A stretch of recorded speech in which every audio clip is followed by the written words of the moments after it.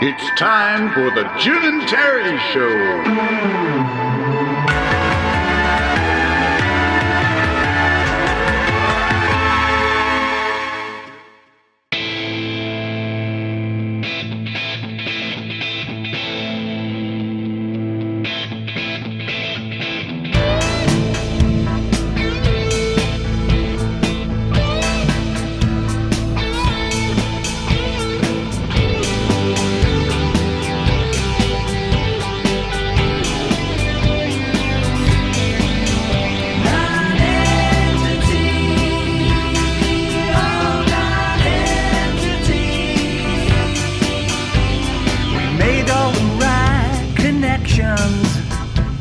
To have a transformative effect.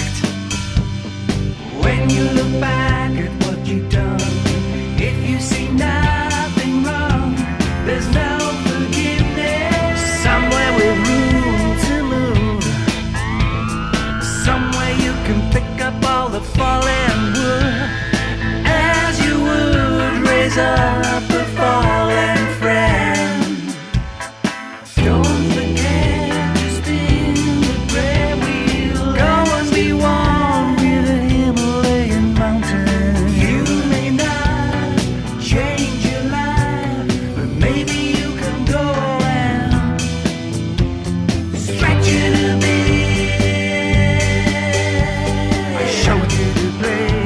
The soul comes to die.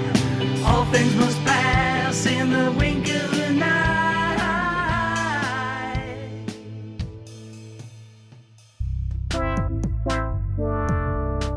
The Jim and Terry Show coming to you fresh from a second cup of coffee. I think that was a Gordon Lightfoot song. I'm on my second cup of coffee.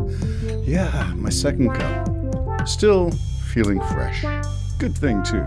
Fresh coffee, fresh mind. Well, that's my moniker. That's what I say. That's my claim. The song, Wigmore Allen Gibbons, is Non-Entity. Go and be one with the Himalayan mountains. I like that line. 7 years in Tibet. Did you come back down enlightened? Ask Brad Pitt's character. Or anybody else who claims or makes claims of mystical encounters of the third kind, maybe, of a spiritual kind. Yeah, I'm not so sure about all of that stuff. Uncertainty goes with non-entity, not being yourself. You might not be able to change yourself. New Year's resolutions, this just the beginning. Groundhog Day, well, maybe we should talk about that for a bit. New Year's resolutions, I guess, is where that thought was going to go. You may not be able to change yourself, as in follow through on those resolutions, but maybe you can stretch it a bit. Those are the final words before the fade in that song. Yeah, I like to think that that's possible, and not being the same old. You know, I get tired of that. The same old, nothing ever changes. Well, just stretch it a bit. I like that idea. Do something a little different. If you're not into walking, get out and walk. You're not into spending time with people that you think you should value and should spend time with, pick up the phone, go visit, do something, change it, out of the box. I did something that is out of the box for me. It's not out of the box in principle, but out of the box in terms of actually committing to it and doing it. I hate the Toronto airport. I don't enjoy the traffic going there. I don't enjoy finding a place to park or waiting, and I invariably get mixed up what terminal I'm supposed to be at. Even though the people tell me it's this terminal, invariably it was the wrong terminal, and we get all mixed up. I hate the Toronto airport. So when my daughter asked me to pick her up at the Toronto airport, it started, my spidey senses tingling, and I'm vibrating and saying, oh, the stress, I can feel the stress instantly. Well, the whole reason for that journey was to pick my daughter up, to have her to see her participate in a celebration. She was being celebrated at the University of Waterloo, getting an honorary Graduate Achievement Award from the University of Waterloo. And, you know, although I loathe the Toronto airport and that trip, the reason was special. And that's why you do stuff. That's why you stretch it a bit, move out of your comfort zone. Turns out we had a great time. It was one of those father-daughter moments that you just Yeah, if you have a box of hankies, you're going to stiff upper lip, and I'm so gosh darn proud. I don't know what that has to do with this, but stretching a bit maybe was the theme, and finding enjoyment and support and action. And of course, visiting with my daughter, who does not live in Ontario, was another reason to be thankful for the opportunity. Stretch it a bit, get out of your comfort zone. I did, and I enjoyed myself thoroughly. And seeing my own alma mater, since I got my undergraduate degree in history from University of Waterloo, it has changed so much. I did not recognize something.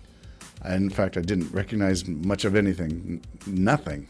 The whole thing had expanded. It's at least, it seemed to me like a whole city of towers and buildings, and very little when I went there. It was a lot of green belt, a lot of green space, and that was part of the draw of going to the Waterloo campus. Now it's all a concrete jungle, although it's strategically designed and all that stuff. Where am I going with all of this? Well, the Faculty of Science is what my daughter was being awarded for, and she was in a company, the 12 people or so, the dozen that were being awarded. Some of them were lifelong achievers in science and research, and some of them were presidents of universities. Several of them were award recipients of the Order of Canada, and there my daughter and I were. She was the youngest of the group, sort of maybe representing the future in her area of research on birth trauma, is sort of the next thing, and she was being questioned and asked about and invited to participate in other things because she connected at this thing. So, when you get out and stretch a bit, connections start to happen. Anyway, there you go. From the song Non-Entity to an entity. We are something if we stretch ourselves. And you don't need to spend your 7 years in Tibet on a mountain doing this, learning this style of yogic meditation and, whatever. I often think one of the themes in my own research is, if it's that complicated that you have to devote your life to this stuff, I'm thinking you devoted your life to the wrong thing. Service and community in serving others. And that's where I find maybe more affinity to the teachings of Jesus than any yoga tradition or any meditation format. So anyway, I don't know where I was going with that. I wanted to talk about Dr. Susan Oliver and the latest claim by someone who I began to follow and then started not to follow, Dr. John Campbell. And I like it when we're able to sit down and your spidey senses are saying, this doesn't make sense. I know a little bit about the context. I need to know more. The study was on vitamin D. And the claim in Dr. John Campbell's video that vitamin D prevents infection. Definitively proven. Really? That's kind of new to me. Since we know how the virus spreads, I am reluctant to think that vitamin D can do anything as a prophylactic against either A, hospitalization, or B, the severity of the infection. Maybe it will shorten your stay in the hospital. Maybe it'll actually help and promote healing and recovery.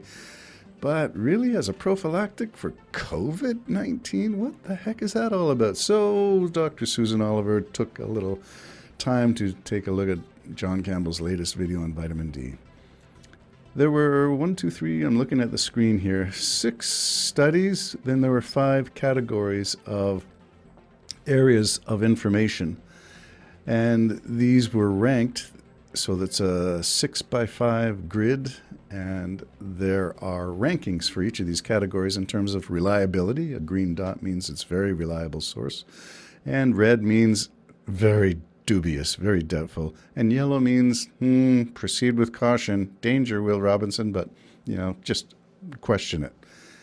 So out of all of these categories of knowledge that John Campbell asserts are indicative of a definitive proof vitamin D works to prevent, you don't even need, dare I say it, you don't need to be vaccinated? What?